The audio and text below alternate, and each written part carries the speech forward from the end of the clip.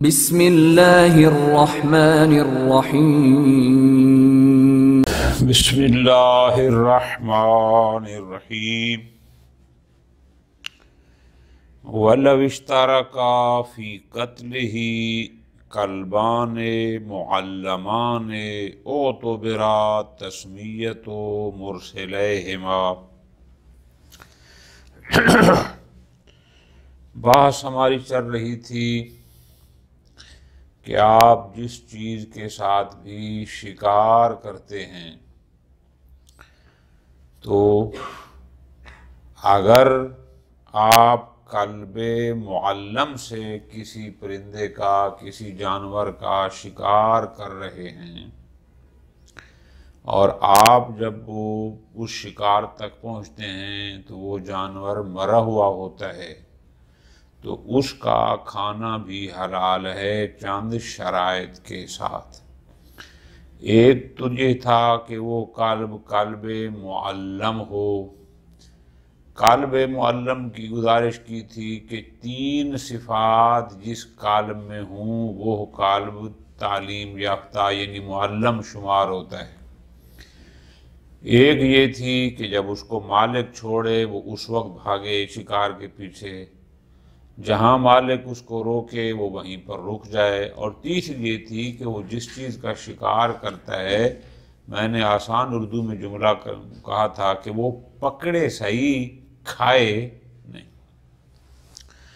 پھر بات ہماری چلی تھی آگے کہ صرف کلب کا معلم ہونا کافی نہیں ہے، اس میں چند ایک اور شرائط بھی ہیں، جن میں سے فی الحال ہم یہاں پہنچے ہوئے تھے کہ پہلی شرط یہ ہے کہ اس کلب معلم کو اس شکار کے پیچھے چھوڑتے وقت التسمیۃ، وہ چھوڑنے والا جو اس کلب کو چھوڑ رہا ہے وہ اللہ کا ذکر کرے۔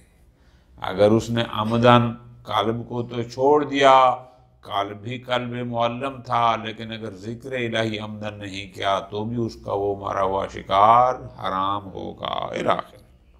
ٹھیک ہوگی، بحث وہی چل رہی تھی۔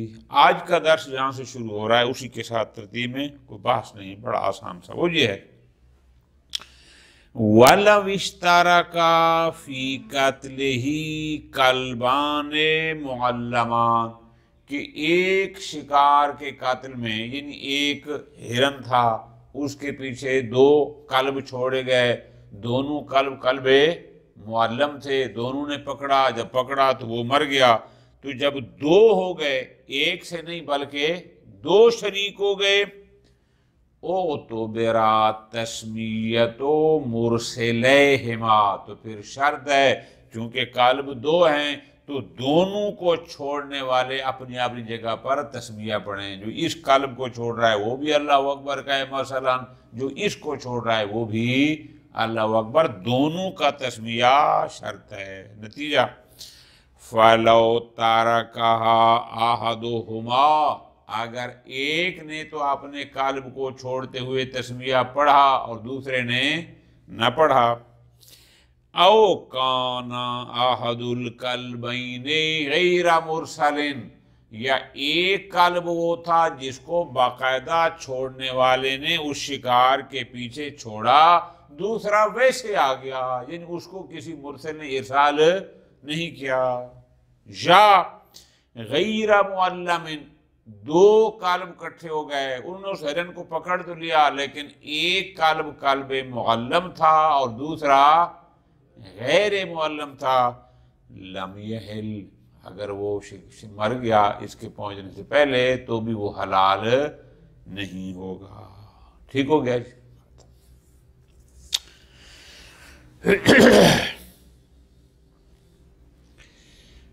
تسمیہ سے مراد کیا ہے؟ ہم نے کہا ہے نا کہ صرف کلب معلم کو چھوڑنا اس کے پیچھے کافی نہیں بلکہ تسمیہ ضروری ہے۔ اب اس کی وضاحت کر رہے ہیں، فرماتے ہیں وَالْمُعْتَبَرُ مِنَ التَّسْمِيَةِ ہُنَا، یہ جو ہم نے کہا ہے کہ کلب معلم کو اس شکار کے پیچھے چھوڑتے وقت تسمیہ پڑھے، یا آگے انشاءاللہ آ رہا ہے وفی ارسال سام، یا جب کسی شکار کی طرف تیر پھینک رہا ہے تو اس وقت تسمیہ پڑھے، وذبح، یا کسی بھیڑ بکری کو جانور کو ذبح کرنا ہے تو وہاں پر تسمیہ جو پڑھنا ہے، والنحر، یا اونٹ کو نحر کرنا ہے تو وہاں پر تسمیہ پڑھنا ہے۔ اس تسمیہ کا مطلب کیا ہے؟ جواب یہاں آ رہا ہے، اس کا مطلب ہے والمعتبر ذکر اللہ، یعنی اللہ کا ذکر کرنا، المقترن بالتعظیم۔ مقترن بالتعظیم کا مطلب یہ ہے میری جان، صرف لفظ اللہ نہ ہو، اس کے ساتھ کوئی اور بھی، جیسے کہتے ہیں اللہ اکبر، یا کہتے ہیں سبحان اللہ، یا لا الہ الا اللہ، یا الحمدللہ۔ مقترن بالتعظیم کا مطلب یہ ہے کہ فقط مجرداً لفظ اللہ یہ کافی نہیں، بلکہ اس کے ساتھ کوئی نہ کوئی اور بھی ہو، جیسے سبحان اللہ، اللہ اکبر وغیرہ۔ لِأَنَّهُ الْمَفْهُومُ مِنْهُ، چونکہ تسمیہ کا مفہوم کیا ہے کہ صرف لفظ اللہ نہیں، اللہ کے ساتھ کوئی اور بھی ساتھ اس کی صفات میں سے، کالتسبیحات الاربعہ، یعنی جیسے سبحان اللہ والحمدللہ ولا الہ الا اللہ، اللہ اکبر، ان چار میں سے کوئی ایک بھی ہو جائے تو بھی کافی۔ ٹھیک ہو گیا جی، یہ تو ہو گیا کنفرم کہ اللہ اکبر پڑھ دے تو بھی کافی ہے، سبحان اللہ پڑھ دے تو بھی کافی۔ اب فرماتے ہیں وَفِي اللہم اغفر لی وارحمنی، اگر ایک بندہ اس قالب کو چھوڑتے وقت یا جانور کو ذبح کرتے وقت یوں کہتے ہیں اللہم اغفر لی وارحمنی، یا کہتا ہے صلی علی محمد وآل محمد، کیا یہ بھی کافی ہے؟ یعنی درود اللہم صلی علی محمد وآل محمد پڑھ دے۔ قولان اقربہما الاجزاء، اگرچہ دو نظریے ہیں لیکن بعض اقرب، میرے نزدیک شہید ثانی کہتے ہیں میرے اقرب کیا ہے کہ یہ بھی مجزی ہے۔ کیوں؟ اب دیکھو نا، اللہم اغفر لی وارحمنی، خالی لفظ اللہ تو نہیں ہے نا، ساتھ اور بھی آ گیا، اسی طرح صلوات میں بھی دون ذکر اللہ مجرداً، فقط اللہ کو ذکر کرے مجرداً، یعنی ساتھ اس کو کوئی سبحان، کوئی الحمد، کوئی اکبر، یعنی کوئی اور تعظیمی ساتھ چیز نہ ہو، مشکل ہے۔ ما احتمال ہی، ایک احتمال یہ بھی ہے کہ نہیں فقط لفظ اللہ کا ذکر کرے، یعنی اللہ اکبر بھی نہ کہے، فقط اتنا کہہ دے اللہ۔ ایک احتمال یہ ہے کہ شاید یہ بھی کافی ہو۔ کیوں؟ حکم ہے اسم اللہ کو یاد کرو ذبح کرتے وقت، وَاذْكُرُوا اسْمَ اللَّهِ عَلَيْهِ، تو یہ اللہ کا نام تو آ گیا، یاد تو ہو گیا۔ ایک احتمال ہے کہ شاید یہ بھی کافی ہو۔ وَبِهِ قَطَعَ الْفَاضِلِ، فاضل سے مراد علامہ ہلی رحمت اللہ علیہ ہوتے ہیں، اور علامہ ہلی کا قطعی اور صریح فتویٰ یہ ہے کہ اگر فقط لفظ اللہ کو یاد ذکر کر لے تو بھی کافی ہے۔ خوب، اب آگئی اگلی بات وَفِي اشْتِرَاطِ وُقُوعِهِ بِالْعَرَبِيَّةِ، اب یہ جو ہم نے جانور کو ذبح کرتے وقت، نار کرتے وقت، یا کلب معلم کو چھوڑتے وقت، یا تیر پھینکتے وقت ہم نے تسمیہ کرنا ہے، اللہ کا ذکر کرنا ہے، آیا حتماً وہ عربی میں ہو؟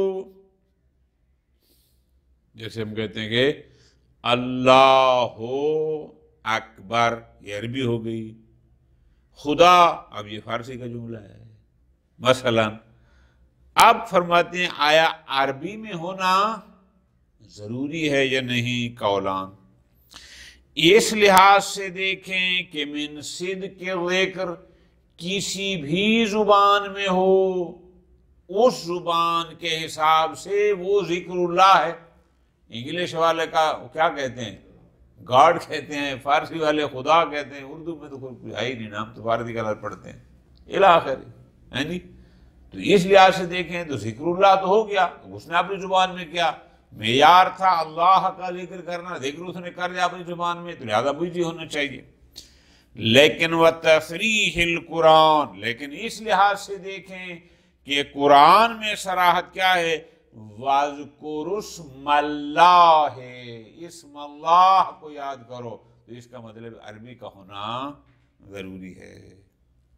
قولان، شہید ثانی کا موقف کیا ہے؟ فرماتے ہیں الاقوی الاجزاء، میرے نزدیک غیر عربی بھی مجزی ہے، یعنی جو بندہ جس زبان کا ہے وہ اپنی زبان میں بھی ذکر اللہ کر دے تو بھی مجزی ہے۔ کیوں؟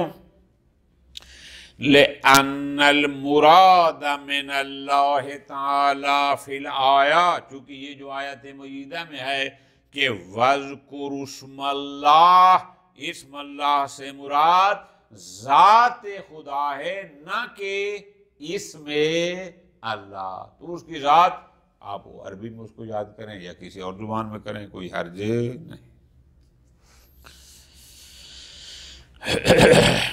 وَعَلَيْهِ يَتَفَرَّعُ ذِكْرُ اللَّهِ تَعَالَى، بس اب توجہ کرنا ہے، اگر یہ طے ہو گیا کہ کسی بھی زبان میں اللہ کو اگر یاد کر لیا جائے، چاہے عربی میں نہ بھی ہو تو بھی مجزی ہے، تو اس کا مطلب ہے پھر لفظ اللہ نہ بھی ہو تو وہ صفات یا وہ اسماء جو اللہ تبارک و تعالیٰ کی ذات کے ساتھ مختص ہیں، خالق فقط اللہ، محیی فقط اللہ، ممیت فقط اللہ، تو یہ وہ اسماء ہیں جو ذات کے ساتھ خاص ہیں، تو اس کا مطلب ہے ان اسماء کے ساتھ بھی پھر اگر ہم یاد کر لیں تو بھی وہ کافی ہے، چونکہ معیار ہو گیا ذات اللہ کو یاد کرنا، بات اس میں اللہ کی نہیں ہے۔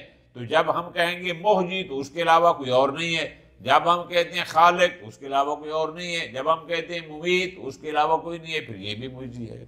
وَعَلَيْهِ يَتَفَرَّعُ ذِكْرُ اللَّهِ تَعَالَى، کیسے؟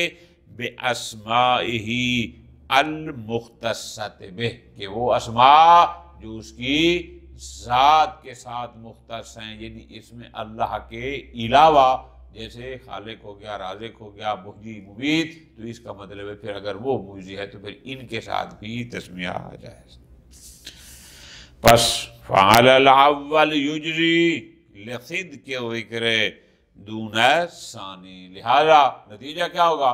اگر ہم قائل ہو گئے کہ عربی ضروری نہیں ہے، یا ہم قائل ہو گئے کہ ذات کو یاد کرنا ہے اسم کو نہیں، تو پھر خالق کہنے سے، محیی کہنے سے، ممیت کہنے سے تو بھی یہ مجزی ہو جائے گا دون الثانی۔ لیکن اگر ہم اس کے قائل ہو گئے کہ نہیں، اسم سے مراد اسم جلالت، اسم جلالت کیا؟ یعنی لفظ اللہ، اگر وہ ہے تو پھر محیی، ممیت، خالق، رازق اس کہنے سے وہ تزکیہ و تسمیہ صادق نہیں آئے گا۔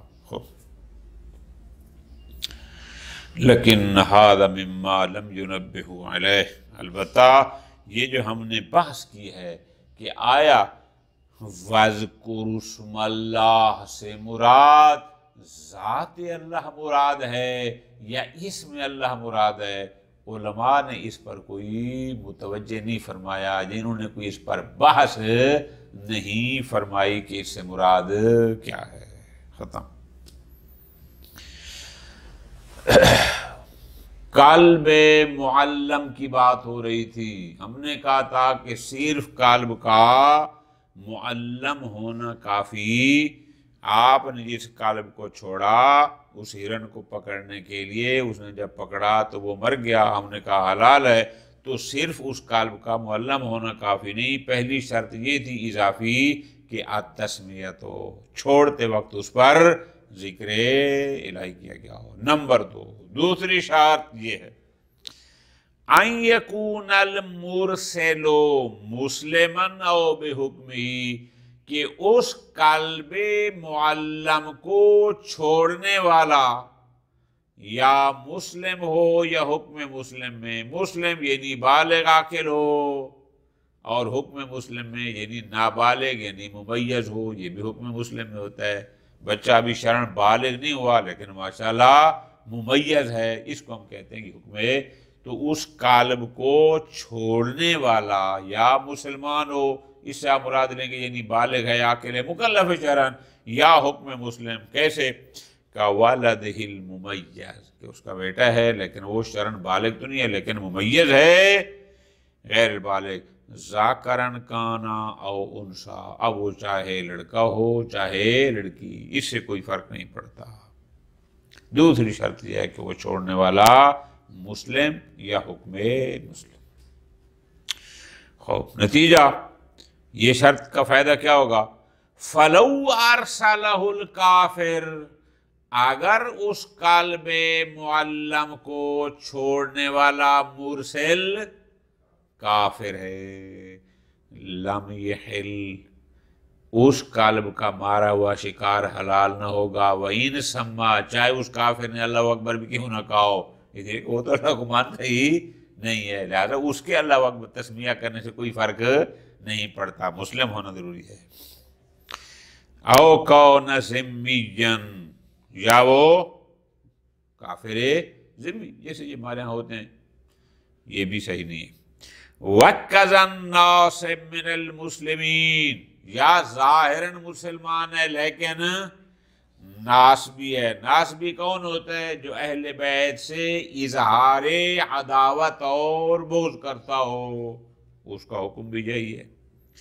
والمجسم، یا وہ لوگ جو مجسم ہیں، جو اللہ تبارک و تعالیٰ کے جسم کے قائل ہیں، تو یہ بھی ہمارے نزدیک حکم کافر میں، لہذا یہ بھی اگر کالب کو چھوڑے گا، مرسل ایسا ہوگا، تو بھی وہ شکار حلال۔ اما غیرها من المخالفین، اچھا ناسبی یا غیرہما ہے، شاید کیا ہے کتاب میں ادھر بیٹھا ہما ہے نا، اگر ہما ہے تو اس سے مراد ہوگا کہ ناسبی اور مجسم نہیں ہے، ویسے جیسے باقی اہل سنت رہتے ہیں جو اللہ کے جسم کے قائل بھی نہیں ہے، ناسبی بھی نہیں ہے، تو ان کے بارے میں کیا خیال ہے؟ ففی حل صیدہ، آیا ان کا شکار جو ہے وہ حلال ہے یا نہیں اگر وہ چھوڑتے ہیں؟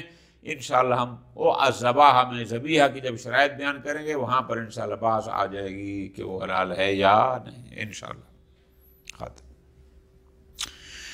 لا يحل صید الصبی الغیر الممیز، اگر ایک بچہ جو نابالغ بھی ہے اور ابھی ممیز بھی نہیں ہے، اسی طرح ولل مجنون، وہ بڑا ہے یہ چھوٹا لیکن عاقل نہیں ہے، مجنون ہے، تو ان کا کردہ شکار بھی فرق کرو، اگر یہ اس کالب معلم کو چھوڑتے ہیں تو ان کا شکار حلال کیوں؟ لاشتراط القصد، اس لیے کہ قصد شرط ہے، انشاءاللہ آگے بات آ رہی ہے، اور جب قصد شرط ہے تو یہ تو قصد کر ہی، جو نابالغ ہے اس کا قصد شرعاً معتبر نہیں ہوتا، جو مجنون ہے اس کو پتہ ہی کس چیز کا نہیں ہوتا۔ ختم۔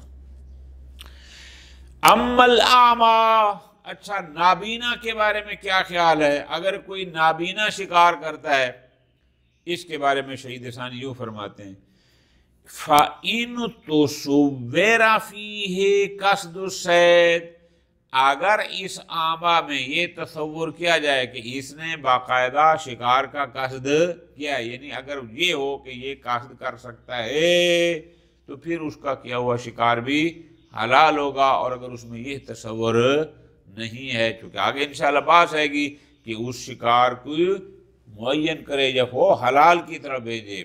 اگر ایک کلب معلم کو ویسے چھوڑ دے جنگل میں، چلو کچھ پکڑ کے لے آئے گا اور وہ ایک حلال کو پکڑ کے لے آئے، آگے آ رہا ہے، یہ تو جائز نہیں ہے، یہ حلال نہیں ہوگا، حلال تب ہوگا کہ باقاعدہ اس کا حلال کا قصد ہو۔ اب یہ جو عامہ ہے اس کے بارے میں یہ ہے، بعض لوگ نابینا ہوتے ہیں لیکن بہت ساری چیزیں ان کو سمجھ ہوتی ہے، اگر اس کو سمجھ ہے تو اس کو یقین ہو گیا کہ یہ ہرن ادھر سے جا رہا ہے اور اپنے قلب کو اللہ اکبر کہہ کر اس کے پیچھے چھوڑتا ہے کہ اسی ہرن کو جا کے پکڑ لے، اور وہ پکڑتا ہے اور وہ مر جاتا ہے تو حلال ہوگا، جنہیں اگر ایسا تصور ہے پھر تو ہے وَإِلَّا فَلَا۔ ٹھیک ہو گیا جی۔ قلب معلم کے ساتھ دوسری شرط کیا تھی؟ تسمیہ، اور شرط کیا تھی؟ کہ اس کو چھوڑنے والا مسلم ہو یا حکم مسلم۔ اب ایک اور شرط ہے، وہ شرط کیا ہے؟ کہ ان یرسلہ للاصطیاد، کہ یہ اس قلب معلم کو چھوڑے بھی شکار کی خاطر، یعنی باقاعدہ اصطیاد کے لیے، باقاعدہ بقصد شکار، یہ بندہ، یہ مرسل اس کو، اپنے قلب کو چھوڑے۔ لہذا فَلَوْ اسْتَرْسَلَا مِن نَفْسِهِ، مرسل نے اس قلب معلم کو نہیں چھوڑا کسی شکار کے پیچھے، بلکہ وہ خود بخود ہی اس کو نظر آیا اور اس کے پیچھے بھاگ پڑا۔ او ارسلہ لا للصید، قلب تھا یہ ویسے کتے کو باہر گھما پھرا رہا تھا، اس نے چھوڑا ہوا تھا شکار کی خاطر نہیں، ویسے اس نے ٹریننگ دینے کے لیے، اس کی ورزش کرانے کے لیے چھوڑا۔ فساد فسیدا، اور نتیجہ ہے کہ آگے اس کو اچانک ہرن نظر آ گیا اور اس کے پروگرام میں بھی نہیں تھا، اس نے خود ہی اس ہرن کو پکڑ لیا، فقاتل، اور مر گیا۔ لم یحل، اب بھی یہ حلال کیوں؟ اس نے اس کا ارسال نہیں کیا، وہ تو خود بخود چھوڑا جائے کسی اور مقصد کے لیے، تو ظاہر ہے جب اور مقصد کیا تو اس نے کوئی تسمیہ بھی نہیں پڑھا ہوگا۔ وَإِن زَادَهُ اِغْرَانَ، اگرچہ بعد میں اس شکار پر آمادہ کرنے کے لیے اس نے زیادتی کی۔ مثال ذرا سمجھنا، اس نے قلب کو چھوڑا ہوا تھا ویسے ورزش کرانے کے لیے، بھگا رہا تھا، ٹریننگ دے رہا تھا، ادھر سے ہرن نظر آ گیا، قلب اس کے پیچھے بھاگ پڑا، اس نے اس کے پیچھے نہیں بھیجا، اس نے دیکھا اچھا ہرن ہے، پھر اس نے اپنے اس قلب کو مزید تھوڑا سا کہا، اور بھاگنے کے لیے جو شکاری لوگ پیچھے شور شرابہ کرتے ہیں تاکہ اس کو پکڑ لے، فرماتے ہیں اس سے کوئی فرق نہیں پڑتا۔ کیوں؟ اس لیے کہ اس نے اس کو شکار کی خاطر نہیں چھوڑا تھا، وہ تو اتفاقاً ایسا ہو گیا۔ ہاں، لو زاجرہ، اگر اس نے ایک دفعہ اس اپنے قلب کو روکا، فوقف، اور وہ رک گیا، ثم ارسلہ، پھر دوبارہ اس کو چھوڑا، اللہ، اب البتہ یہ حلال ہے، ٹھیک ہو گیا۔ خوب، قلب معلم کے ساتھ پہلی شرط ہو گئی التسمیہ، دوسری شرط ہو گئی کہ وہ مرسل مسلم یا حکم مسلم میں ہو، تیسری یہ ہے کہ اس کو شکار کی خاطر ہی چھوڑے۔ نمبر 4، وَأَن لَا يَغِيبَ الصَّيْدُ عَنِ الْمُرْسِلِ وَحَيَاتُهُ مُسْتَقِرَّةٌ، چوتھی شرط یہ ہے کہ اس نے اپنے قلب کو جس شکار کے پیچھے، جس ہرن کے پیچھے مثلا فرض کرو چھوڑا ہے، وہ اس مرسل سے غائب نہ ہو، ایسا نہ ہو کہ گھنٹے کے لیے، آدھے گھنٹے کے لیے وہ شکار کہیں غائب ہو گیا ہو، اس کو نظر بھی نہ آ رہا ہو۔ وَحَيَاتُهُ مُسْتَقِرَّةٌ، جبکہ اس کی حیات مستقر ہو۔ مستقر کا معنی یہ ہوتا ہے میری جان، غیر مستقر کا یعنی ایک دفعہ ہوتا ہے زندہ ہوتا ہے لیکن بس تھوڑی دیر کے لیے اور ابھی مر جائے گا، یہ ہوتی ہے حیات غیر مستقر۔ مستقر کا مطلب یہ ہوگا کہ اس میں اتنی ابھی زندگی ہے، اگرچہ اس کے قلب نے اس کو کاٹ لیا ہے، پکڑا ہے، لیکن پھر بھی اس میں اتنی زندگی ہے کہ وہ آدھا دن، کچھ پورا دن زندہ رہ سکتا ہے، یہ ہوتی ہے حیات مستقر۔ آگے بتا رہے ہیں، اس نے قلب کو چھوڑا، قلب نے اس کو پکڑا، جو بھی ہوا، کچھ دیر کے لیے وہ شکار اس کی نظروں سے غائب ہو گیا، بس وہ ہرن نظر، اچھا، اور ہرن ایسا بھی نہیں تھا کہ بس وہ مرنے والا ہو آخری لمحات ہوں، ایسا بھی نہیں تھا، بلکہ اس کی حیات مستقر تھی، یعنی ابھی اس میں اتنی تھی کہ وہ آدھا دن، پورا دن زندہ رہ سکتا ہے، غائب ہو گیا۔ غائب ہونے کے تھوڑی دیر بعد یا گھنٹے 2 گھنٹے بعد پھر اس کو وہ جانور مل گیا اور وہ مرا ہوا تھا، یہ حلال نہ ہوگا۔ ٹھیک ہے جی، مطلب کیا ہے کہ جس شکار کے آپ مثال بنا لینا کہ مثلا جس ہرن کے پیچھے اس نے اپنا قلب چھوڑا ہے، وہ ہرن اس سے غائب نہ ہو جبکہ اس کی حیات مستقر ہو، یعنی اتنا اس میں زندگی ہو کہ وہ ایک دن آدھا دن زندگی گزار سکتا ہے۔ ہاں اگر حیات غیر مستقر تھی، بالآخری لمحات تھے، پھر غائب ہو بھی جائے تو پھر فرق، یعنی سارا کچھ اس کے سامنے ہو، مراد یہ ہے۔ چوتھی شرط یہ ہے کہ لا یغیب الصید عن المرسل، کہ وہ شکار جس کے پیچھے اس نے اپنے قلب معلم کو چھوڑا ہے، وہ شکار اس مرسل کی آنکھوں سے غائب بھی نہ ہو۔ کب؟ وحیاتہ مستقرہ، در حالانکہ اس کی حیات مستقر ہو، یعنی ابھی اتنی زندگی ہو کہ وہ آدھا دن پورا دن زندہ رہ سکتا ہے۔ بے شک اس کے جو قلب نے اس کو پکڑا ہے، اس کو زخمی کیا ہے، لیکن ابھی اتنا ہے کہ وہ پورا دن بھی زندہ رہ سکتا ہے، اس کا مطلب حیات اس کی مستقر، ایسا نہ ہو۔ بِأَن يُمْكِنَ أَن يَعِيشَ، کہ اس کے قلب کے پکڑنے کے باوجود، زخمی کرنے کے باوجود بھی ممکن ہے کہ ابھی وہ زندہ رہ سکتا ہے۔ وَلَوْ نِصْفَ يَوْمٍ، چاہے وہ آدھا دن بھی کیوں نہ ہو۔ پس فَلَوْ غَابَ كَذَلِكَ، اگر وہ شکار غائب ہو گیا، یعنی کیا مطلب؟ مرسل اور قالب کو چھوڑنے والوں کی آنکھوں سے وہ غائب ہو گیا، اوجھل ہو گیا، نظر نہیں آ رہا، جبکہ اس کی حیات بھی مستقر تھی، یعنی اتنا بھی تھا کہ وہ آدھا دن پورا دن زندہ رہ سکتا ہے۔ اب جب بعد میں ملا تو وہ مرا ہوا تھا، لم یحل، یہ حلال نہیں ہوگا۔ کیوں؟ وجہ لجواز استناد القاتل الی غیر القالب، جواز بمانا امکان کے، چونکہ ممکن ہے کہ وہ جو جانور جو ہرن مرا ہے وہ ہو اس قالب معلم کی وجہ سے نہ مرا ہو، ممکن ہے کسی اور جانور نے، کسی اور قالب نے اس کو پکڑ لیا ہو، یا کوئی اور وجہ بن گئی ہو، کیونکہ امکان ہے کہ اس کے قاتل یعنی اس کی موت کی وجہ یہ قلب معلم نہ ہو، کوئی اور ہو۔ بات سمجھ آ گئی نا؟ لہٰذا اس لیے یہ حلال نہیں۔ سواء وجد الکلب واقفا علیہ، اب یہ بعد میں 2 گھنٹے بعد وہاں پہنچتا ہے، توجہ میری جان، اب یہ دیکھتا ہے کہ ہرن مرا ہوا ہے اور جو اس کا قلب تھا وہ بھی اس کے پاس کھڑا ہوا ہے۔ فرماتے ہیں چاہے اس کا وہ بھیجا ہوا قالب اس شکار کے پاس کھڑا ہے عملہ، چاہے نہیں کھڑا، اس سے کوئی فرق نہیں پڑتا۔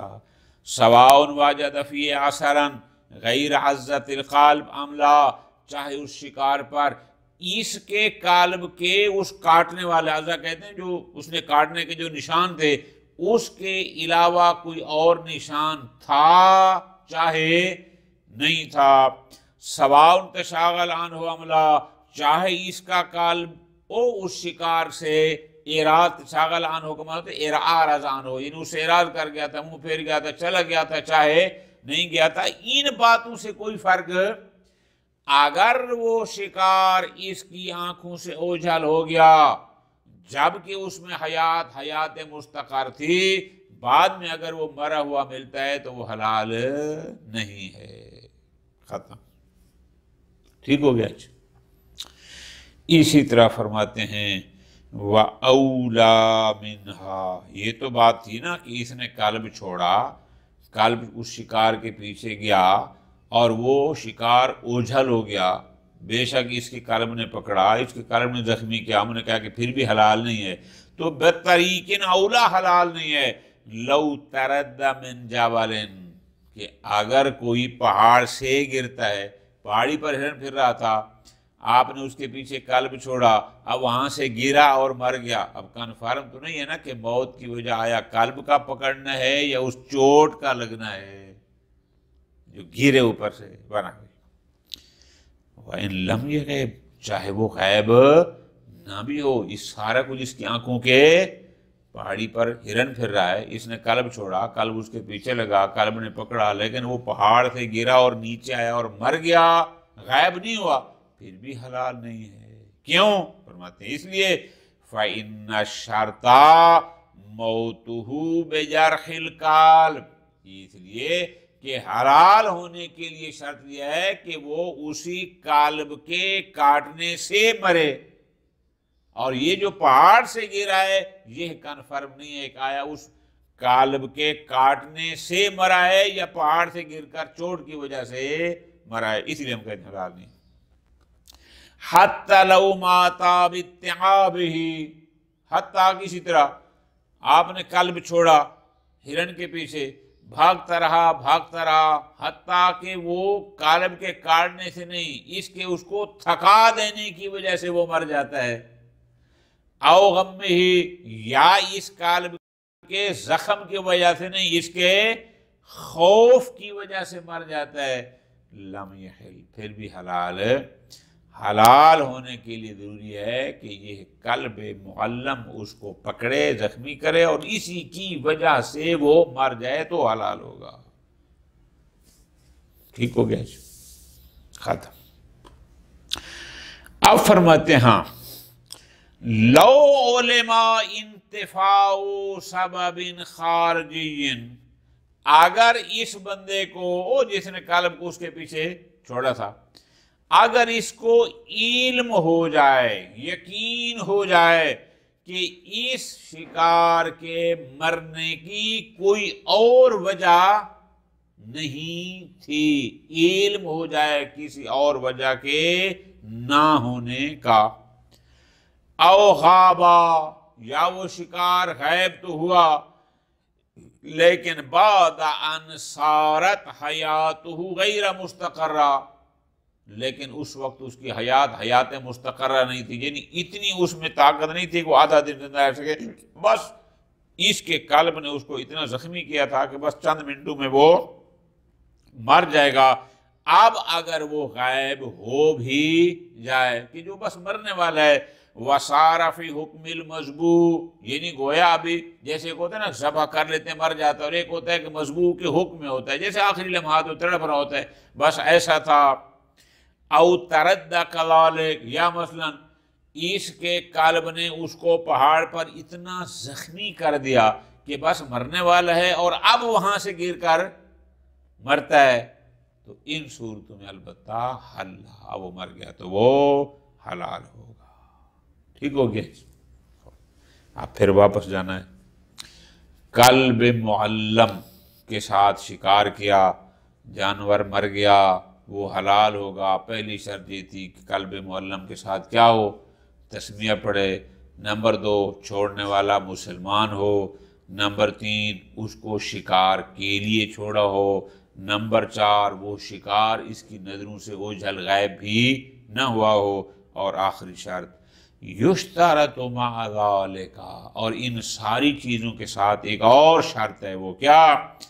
کہ کون الصید ممتنعا، کہ وہ شکار ایسا ہو جو ممتنع ہو۔ ممتنع سے مراد کیا؟ یعنی اپنا دفاع کرنے والا ہو، لوگوں میں رہتا نہ ہو، جیسے وحشی ہوتے ہیں، جنگل جو انسانوں کو دیکھتے ہیں تو بھاگ جاتے ہیں، جنگل میں آپ جاتے دیکھتے ہیں جانور جو بھاگ جاتے ہیں، اس کو کہتے ہیں ممتنع، اپنی حفاظت بھی کرتا ہے، مانوس بھی نہیں ہے۔ خوب، سواء کان وحشیا، چاہے وہ ہے ہی وحشی یعنی جنگلی ہے، جنگل میں ہی وہیں پیدا ہوئے وہیں رہے، او اہلین، اہلین کا مطلب ہے کہ پہلے گھر میں تھا لیکن اب ایک عرصے سے وہ بھاگا تھا اور اب وہ وحشی ہو گیا ہے، اس سے فرق نہیں پڑتا۔ ٹھیک ہو گیا؟ تو وہ شکار ایسا ہو کہ جو ممتنع، یعنی اہلی شمار بنا کہ وہ انسانوں کے ساتھ مانوس نہ ہو، اپنے آپ کو یعنی انسانی قبضے میں دینے سے امتناع کرتا ہو، آپ پکڑنے جائیں تو بھاگ جاتا ہو، آخری وہاں رہتا ہو۔